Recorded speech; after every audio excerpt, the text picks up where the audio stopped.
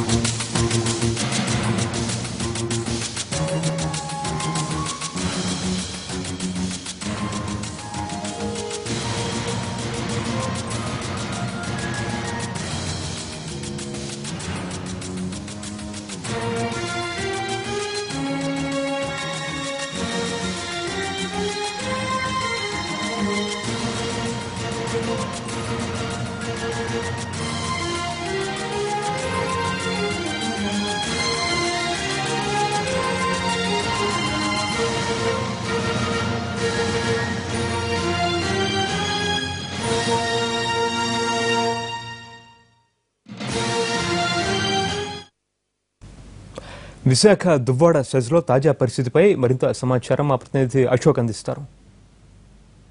దువ్వాడ సెజ్లోని బయోమాక్స్ కంపెనీలో అగ్నికీలు అదుపులోకి వచ్చాయి. దాదాపుగా మొత్తం 12 ట్యాంకుల్లో 11 ట్యాంకుల్లో పూర్తి స్థాయిలో మొత్తం ఆయిల్ అంతా కూడా అగ్నికి ఆహుతమైన పరిస్థితి ఉంది. అయితే ఇంకొక ట్యాంకులో మాత్రం ఇంకా అగ్నికీలు ఎగిసిపడుతున్నాయి. దీన్ని అదుపు చేసేందుకు కూడా ఫైర్ సిబ్బంది తీవ్రంగా శ్రమిస్తున్నారు. దాదాపుగా 36 గంటల నుంచి కూడా ఈ ప్రక్రియ ఏదైతే కొనసాగుతుందో, మరోవైపు ఇక్కడ ఉన్న పరిస్థితిని ఎప్పటికప్పుడు సమీక్షించడానికి నేవీ అధికారులు కూడా రంగంలో దిగారు. ఇందులో భాగంగానే హెలికాప్టర్తో ప్రత్యేకంగా ఇక్కడ ఈ ప్రాంతాలను మొత్తాన్ని కూడా ఏరియల్ ద్వారా సర్వే చేస్తున్నారు. ప్రధానంగా అంటే ఇంకా ఇక్కడ ఈ ట్యాంకులకు సంబంధించి ఫైర్ ఎక్కడెక్కడ ఉంది అంటే ట్యాంకుల్లో ఇంకా లిక్విడ్ ఎంత మాత్రం ఉందనేది కూడా వీళ్ళందరూ కూడా గగన తలలో విహరిస్తూ కూడా ఇక్కడ ఉన్న పరిస్థితిని ఎప్పటికప్పుడు కూడా సమీక్షిస్తున్న పరిస్థితి.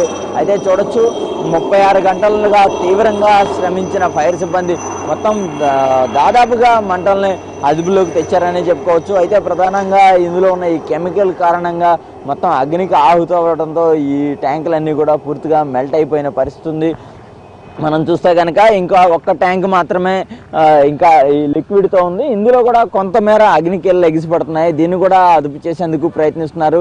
ఫోమ్ టిన్నులతో పాటు వాటర్ను దాంట్లోకి పంపించి దాన్ని చల్లబరిచేందుకు, అలాగే అగ్నికీళ్ళను అదుపు చేసేందుకు కూడా ప్రయత్నిస్తున్నారు. దాదాపుగా కోట్లాది మేర ఆస్తి నష్టం జరిగిందని కూడా ఇప్పటికే కంపెనీ వర్గాలు కూడా చెప్తున్నాయి.